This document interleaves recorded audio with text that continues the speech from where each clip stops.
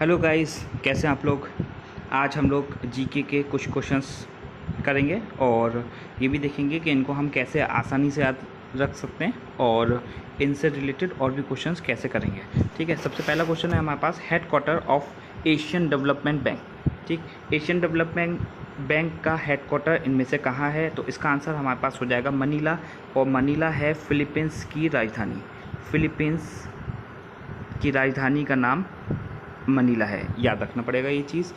दूसरी चीज़ हमें ये याद रखना पड़ेगा कि ये जो एडीबी है इसके टोटल मेंबर्स हमारे पास कितने होते हैं, याद रखिएगा इसके 67 मेंबर्स हैं।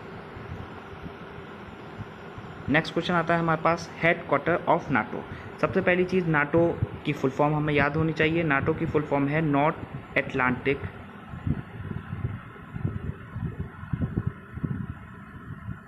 Treaty Organisation. ट्रीटी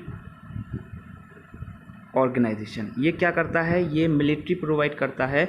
जितने भी यूरोपियन कंट्रीज़ हैं और वेस्टर्न कंट्रीज़ हैं, यूएसए की सबसे ज़्यादा इसमें आर्मी है, तो उसको प्रोवाइड करता है आर्मी। नाटो उस पूरी ऑर्गेनाइजेशन का नाम है और इसका हेड क्वार्टर है ब्रुसेल में। ठीक है, और ये कहाँ है? ये बेल्जियम की राजधानी है।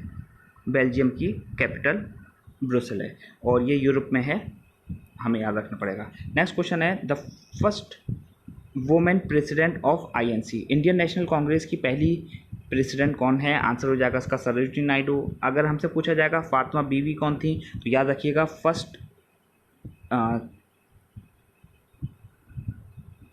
ये फर्स्ट सुप्रीम कोर्ट की जज हैं। फर्स्ट सुप्रीम कोर्ट जज लेडी जो कि सुप्रीम कोर्ट की जज रह चुकी हैं, वो फातिमा बीवी हैं। नेक्स्ट क्वेश्चन आता है हमारे पास, शायदरी is a traditional name of. शायदरी किसका ट्रेडिशनल नेम है? तो याद रखना पड़ेगा ईस्टर्न घाट का है। ईस्टर्न घाट किसे कहते हैं? अगर हम इंडिया के लोअर पार्ट को देखते हैं तो ये वाला जो पोर्शन है इसको ईस्टर्न घाट बोल सकते हैं। ठीक है, इंडिया का पूरा नक्शा अगर हम बनाएंगे और ये जो पार्ट होता है उसको वेस्टर्न घाट बोल देते हैं। ठीक है, इसकी वीडियो अलग से पड़ी हुई है एक और, अगर आप लोग चाहें तो देख सकते हैं। नेक्स्ट है हमारे पास, मैकमोहन लाइन इज़ बिटवीन। ठीक है, याद रखिएगा कि दो कंट्रीज़ के बीच में जो लाइन बनाई जाती हैं उनके अलग अलग नाम होते हैं। तो इसमें पूछा जाता है मैकमोहन किसका नाम है? मैकमोहन लाइन किन दो कंट्रीज़ के बीच की लाइन है? तो आंसर हो जाएगा इसका इंडिया एंड चाइना। बहुत इंपॉर्टेंट क्वेश्चन है, इसको अच्छी तरह कर लिएगा आप लोग। मैकमोहन लाइन किसके बीच की है? India and China. अगर पूछा जाएगा कि पाकिस्तान और अफ़गानिस्तान के बीच की लाइन को क्या बोलते हैं, तो याद रखिएगा इसका आंसर हो जाएगा Durand line, DURAND, Durand line. इसी तरह से अगर हमसे पूछते हैं कि इंडिया और पाकिस्तान के बीच की लाइन को क्या बोलते हैं, तो याद रखिएगा इसका आंसर हो जाएगा रेड क्लिफ। ठीक है, ये अंग्रेज़ ने जिसने बनाई थी वो लाइन, उसका मैपिंग करी थी, उसका नाम है। ठीक है, रेड क्लिफ। और कुछ और इम्पॉर्टेंट लाइंस होती हैं, उसमें एक होती है मैगी नॉट। मैगी नॉट, ठीक है, ये कौन से दो कंट्रीज़ की लाइन है? Germany and France. Germany and France की लाइन को हम मैगी नॉट बोलते हैं। इसी तरह से कुछ और लाइंस हैं, जैसे कि 31st पैरेलल है जो कि ईरान और इराक के बीच की है। ईरान और इराक के बीच की। ठीक है, इसी तरह से 38th पैरेलल, ये साउथ कोरिया और नॉर्थ कोरिया को सेपरेट करती है। इसी तरह से एक और है ब्लू लाइन। ब्लू लाइन ये लेबनान और इज़राइल की बीच की लाइन है। Lebanon and Israel. ठीक है, याद रखिएगा इज़राइल। नेक्स्ट क्वेश्चन आता है हमारे पास, Tulsidas compose his Ramcharitmanas during the period of. किसके रीन कहते हैं? पीरियड, किसके दौर में तुलसीदास ने रामचरितमानस लिखी थी? तो याद रखिएगा अकबर उसका आंसर हो जाएगा। ठीक है, अगर अकबर को हम याद करना चाहते हैं तो ये अकबर जो है मुग़ल बादशाह था, और मुग़ल बादशाह को याद करने के लिए हमारे पास तरकीब होती है भाजसा। ठीक है, भाजसा, बाबर, हुमायूं, अकबर, जहांगीर, शाहजहां, औरंगज़ेब। ठीक है, लास्ट रूलर जो है वो बहादुर शाह जफ़र हैं।